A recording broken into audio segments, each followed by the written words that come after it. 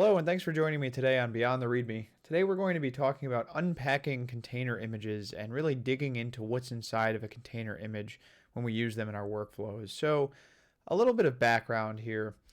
You've probably heard phrases like file system layers. I'm sure you have built a container using Docker or Builda or one of the many container build tools that exist. And maybe you've even wondered what that container runtime like Docker or Podman is actually doing when it says that it's pulling a container image. What is it downloading? What are we pulling there? So for me, this topic is important to talk about because containers aren't magic. There are standards and specifications and software that we can look at, and understanding how that underlying technology is important if you plan to operate and use containers in production. So really quickly, if you would like to follow along, I'll give you an overview of my environment setup that I'm going to use for this discussion. This video will be using Podman version 4.3.1 on a Fedora 36 workstation. Any Podman installation you have will work fine. You can also use alternative tools like Builda as long as you can generate OCI compliant images to follow along, or you can just watch the video, whatever is easier for you. So let's start by talking about the Open Container Initiative. So the OCI is focused on providing standards around containers, container image formats, container runtimes, and they really look to drive the adoption of standard ways of doing things so that we can have interoperable tools. For example, we can build a container with Podman, and we can later run that container image using Docker or another tool. In this video, we're going to be focusing on the image format specification, which defines what a container image actually is in OCI parlance. There are other specifications for images. The most common one you're going to run into is the Docker image manifest. But for the sake of this video, we're going to be looking at the OCI image format. So the OCI image specification states that this specification defines an OCI image which consists of an image manifest, an index, a set of file system layers, and a configuration. So this tells us that when we inspect our image later in this video, we should expect to see those four components, potentially an index inside of that image file. So the easiest way to understand all of this is just to build an image, download it, inspect it, and see what's actually going on under the hood of that container image. So let's get started. Okay, now to start out here, I have a very simple Docker file. Now, even though we're using a Docker file, that can be built into an OCI compliant image using a tool like Podman. So I'm using that Docker file since you're probably familiar with the syntax. And you can see we're starting with a simple Alpine base image. We're copying an entry point script to a location on the file system. We're going to remove the entire /var directory just so we can see what file removals look like in the context of the standard. And then we, of course, define our entry point as well. That entry point is very simple. It just sleeps forever, gives us an opportunity to have some kind of mock functionality inside of our container. The entry point isn't particularly important for this exercise. So I'm using Podman. I'm going to start by building that container. And I'll call this btr-alpine for Beyond the README. And I'll kick off that build. And you can see all the steps are starting. We're pulling that Alpine base image, copying those files, running that removal command, and then finally specifying our entry point. So now in theory I have a container image. And you can see there is my local btr-alpine image. So typically when you use a container image, it doesn't already exist on your local system. Your container runtime like Docker pulls that image from a remote repository. So what does that image file actually look like that it's downloading when it says it's pulling the image? Well, let's take a look. I can use the Podman image save command to download that image locally as a tar file, and then we can extract it and take a look at it.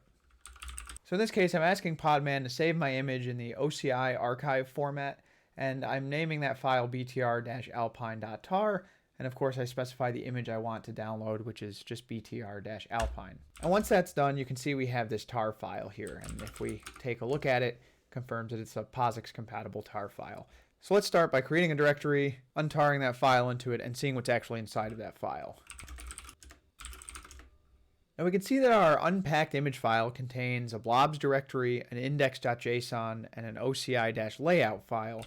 And that OCI-layout file just contains information about the image layout version that's in use for the standard. But let's start by looking at that index.json file. That's the first file we really have that's kind of the entry point into understanding what's going on in this unpacked image.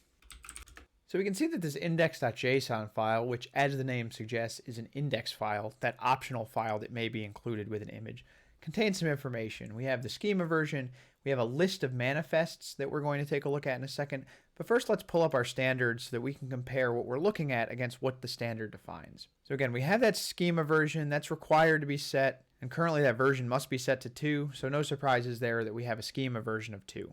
Now if we take a look at that manifest array, we can see that that contains a list of manifests for different platforms. So the usefulness of this index.json file is specifying one or more image manifests in case you're building an image for different platforms, in case that image file contains manifests for different platforms. So this should point us at the next location we should go to actually start looking at our image manifest. So now we have our media type field, and you can see that we have 2 different implementations that must be supported, the OCI.image.manifest, the OCI.artifact.manifest. In this case, we're dealing with an image, but those are different media types for potentially different things that are inside of those manifests that we're going to look at.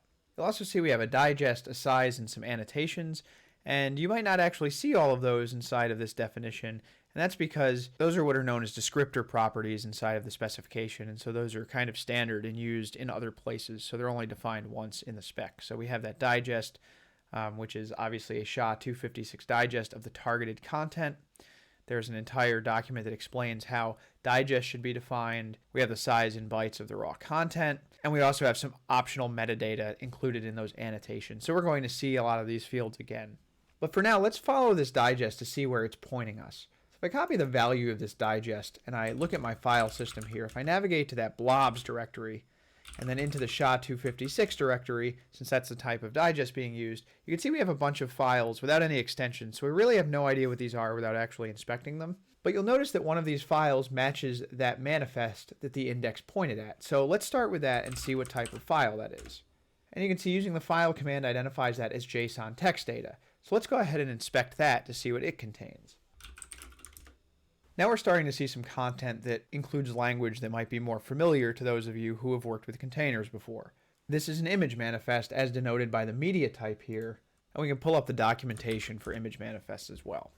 So in this case, we're seeing some of those descriptor properties that we're used to seeing, like the annotations, but we have a config and we have some layers. So let's take a look at this specification to understand what it's used for and what those fields might indicate. So we can see here the image manifest specification defines 3 main goals: creating content addressable images, allowing for multi-architecture images, and building images that are translatable to the OCI runtime specification so that these images can actually be run by an OCI compliant container runtime. So this manifest is all about creating images that can effectively be used, that are reproducible, and that provide us with a standard way to represent container images.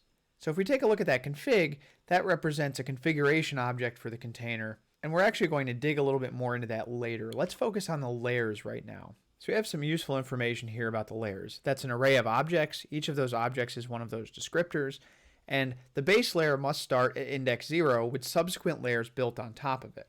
So these layers actually represent the file system change sets inside of each layer of our container image. So let's start at that base layer 0. Now if you remember the contents of the file system, you'll notice that each of these layers, these digests, have a corresponding file inside of our blobs directory here. So let's take a look at what type of file we have for this layer 0.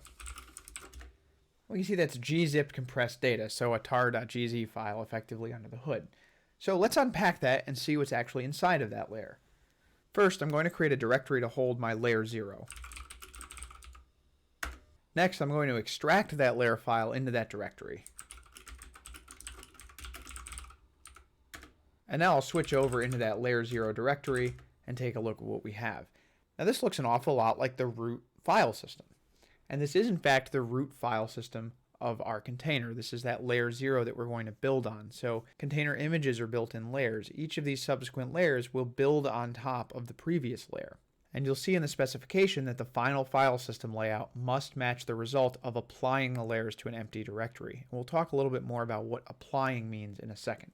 But starting at this layer 0, for example, if I look at the etc os-release file, we can see that this is a base file system for Alpine Linux. So remember, our base image for this particular container image was Alpine, so this is what we would expect to see.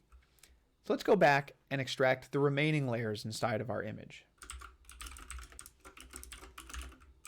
So we started at layer 0. Let's create directories for the remaining 2 layers, and we'll extract those as well. So I'll repeat this process of extracting each of these layers to their corresponding directory so that we can inspect them. So now that I have each file system layer extracted, let's inspect them to see what's inside.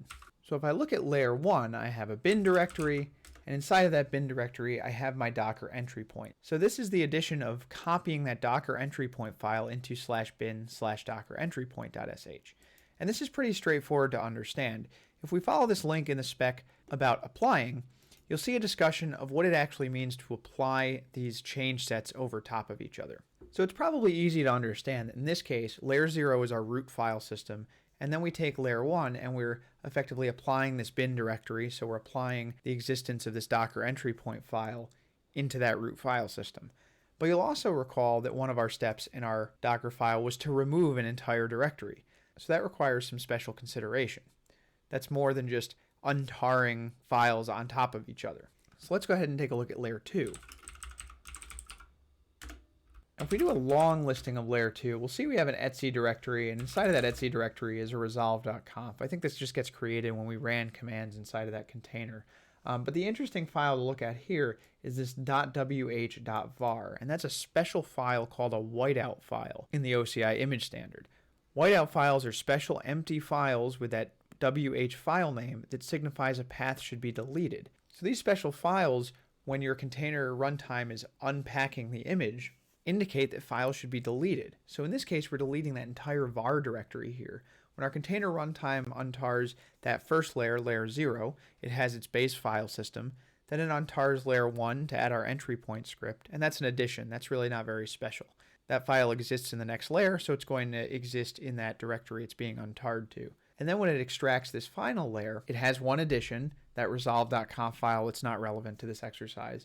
And then it has that whiteout file, which tells it that it needs to delete that var directory. So whiteout files indicate that paths should be deleted, and this is how deletions are represented in these file system change sets. And you can see that the layer standard explains this is important to understand. These change sets are applied. They're not just extracted on top of each other.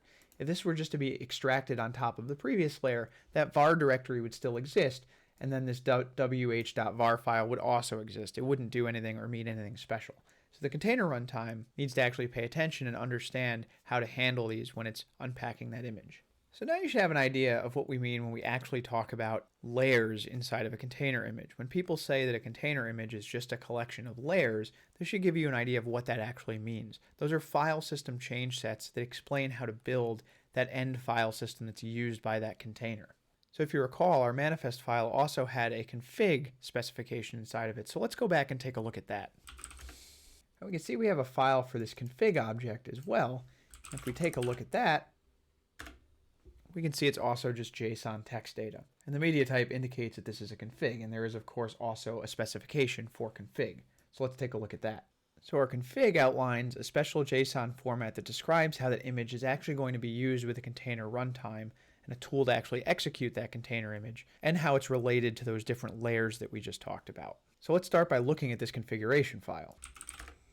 Now there's quite a bit here, but up near the top it should become pretty obvious that this is information that's relevant to runtime attributes of this container image. So for example, we have the entry point. That's going to be relevant to a container runtime that wants to take this container image and actually run it and make it usable. You'll also notice that we have environment variables here. So if we define, for example, environment variables inside of our Docker file, those would show up here as well. In fact, let's take a minute to do that. Let's rebuild this container image. We'll add an additional environment variable just to see how that works. So I'll go ahead, define a new environment variable, rebuild the image, and then extract it again so we can take a look at the change that results in inside of the config. I've added that environment variable to my Docker file, and now I'll go ahead and rebuild my container image. With my image rebuilt, I'll go ahead and delete my existing downloaded image and associated directory, and I'll re-download it.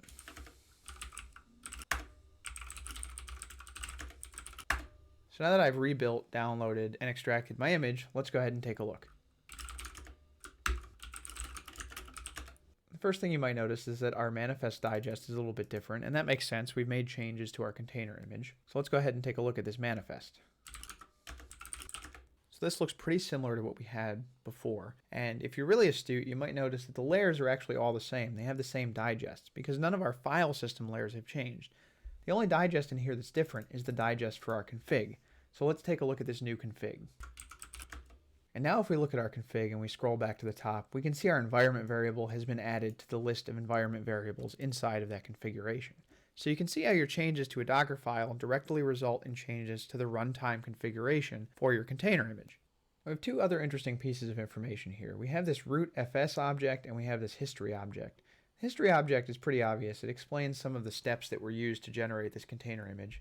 And you can see things like removing that /var. You can see setting the environment variable. But let's take a look at this root fs. So if we come back to our configuration specification, we can find the definition for that root fs object here. We can see that root fs also references the layer content addresses that are used by our image. And the result of this is that this configuration hash for the image depends on the hash for the file system. So if we make any changes to our file system for that container image, we're also going to have to make changes to our config file, which is going to compute a different hash for that config file also. So this rootfs ties those together. Now we also have this array of diff IDs, and those diff IDs are an array of layer content hashes, a special thing called diff IDs, in order from first to last. And if you're really paying attention, you'll notice that these hashes are different than the hashes we saw previously for those layers. And it turns out if we look at the definition for a layer diff ID, the layer diff ID is the digest over the layer's uncompressed tar archive. So let's go ahead and prove this out so we really understand what's going on here. I'm going to start by copying my base layer file to a .gz file. I'll just call it layer0.gz. And this is going to be the same file, but by copying it to a gz file, we can then follow along with what we're doing, and we can use gunzip to extract that file. So next I'll decompress that file, and finally I'll compute the SHA-256 sum over that uncompressed data. And what you'll notice is that this computed sum on the uncompressed layer file is the same as the diff ID stored right here as our base layer inside of that root file system. And again, this is how our container runtime knows the order to apply those layers in when it goes to run a container image. Now there's a lot more to the OCI image specification than what I've gone over here. This has just been a brief introduction to some of the common features that you're likely to run into. Again, I think it's really important to understand how these things work under the hood. It's not just magic. When you run a container, it's not just some random magic that's happening. These are actual specifications that define the way file systems are laid out. We can peel back those individual layers to gain a better understanding of what's going on under the hood. And that improved understanding will ultimately benefit us when we run, troubleshoot, and maintain containerized environments and applications. So hopefully I've demystified this idea of container images a little bit for you, and you feel a little more comfortable when you hear terms like container images are just a collection of file system layers or tar files. Thank you so much for joining me on this episode of Beyond the README. If you've enjoyed this, please like the video, subscribe, and share it with your colleagues. I would certainly appreciate it, and I'll see you on our next video. Take care.